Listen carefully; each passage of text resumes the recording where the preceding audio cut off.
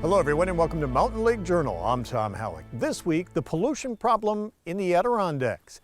The Adirondack Watershed Institute at Paul Smith College says about 160,000 tons of road salt is used every winter on highways in the Adirondacks. And their studies have found that much of that salt ends up in lakes, streams, and private wells. Hundreds of wells throughout the Adirondack Park have been contaminated by road salt. Now, 3 lawmakers from the North Country have introduced legislation that would create a pilot program that would significantly reduce the amount of road salt used on every state highway in the Adirondacks. Here's our Jack LeDuc.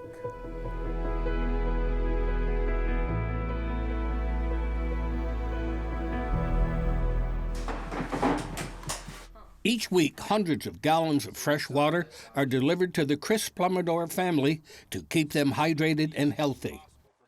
Their Saranac drinking water is contaminated. It is believed that road salt seeped underground from salt used on Route 3 next to their home. Road salt is spread on snow-covered roads to melt ice and make roads safer. Assemblyman Billy Jones of Plattsburgh, Dan Steck of Queensbury, and Senator Betty Little of Queensbury said that the bill they introduced would establish a task force. The pilot plan calls for a 3-year study on salt reduction on every road in New York State. Their goal is to lessen water contamination. This legislation will establish the Adirondack Road Salt Reduction Task Force, while simultaneously conducting an Adirondacks reduction pilot program. While ensuring that drivers can safely travel winter roads is a top priority, road salt has contributed to pollution in the Adirondacks, contaminating private wells and groundwater and seeping into our area lakes. Because of that, Mark Plumidor, Chris's father, delivers 425 gallons of water to his son's home in Saranac along Route 3 twice a week. He routinely connects pipes to the large water containers on his pickup truck, then starts the pumps, transferring water to the basement tanks. It's a little noisy when you fire them up here. But this piercing sound brings pure water to a foul system. Because we got contamination from the salt storage facility across the road where DOT used to store their salt on top of the ground. Today, road salt storage areas are enclosed, like this Saranac Lake site. The new legislation is hoped to reduce the age-old water contamination problem. In recent years, I think we've all seen throughout our districts that the local highway departments are more and more willing to recognize the issue of salt contamination and that more isn't always better. And the sweet spot in politics is trying to find that balance between 2 competing programs, road safety and environmental health. A recent study by Paul Smith College's Watershed Institute showed that of 500 wells tested in the Adirondacks, 64% of the wells downhill from state roads had sodium levels exceeding federal contamination limits. Longtime homeowners along the shore of Lake Clear have also reported problems with their wells.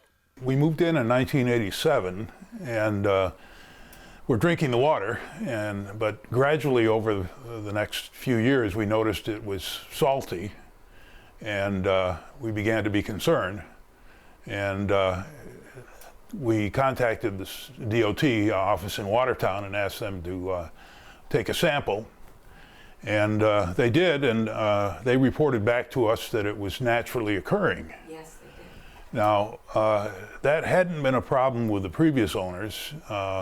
But in 1980, I understand the state began to put more salt on the roads to make sure that people were driving on bare pavement, I guess. The Petersons drive to the village of Saranac Lake to purchase bottled drinking water, but that doesn't end their dilemma. We've had plumbers in 3 times this year to replace copper pipes in the basement, and a drain and a shower that was leaking, and our second dishwasher is no longer functional. Peterson estimates that they purchase several hundred gallons of water a month to meet their needs. One of the things I know that in the last pilot program that DOT did on the road from Wilmington was to reduce the speed limit last winter to 45 miles an hour. And I think we can all deal with that we could drive slower so that we disturb less and make the roads safer. Senator Little said that they also are looking at using less road salt and by cutting back the tree canopy to let more snow-melting sun hit the roads. Despite a number of road salt studies having been done on the contamination of wells, many people are now calling for action. And about 10 years ago, this problem was first brought to light. And I would say at that time, DOT wasn't terribly responsive. They were just starting to understand that they were having some real issues.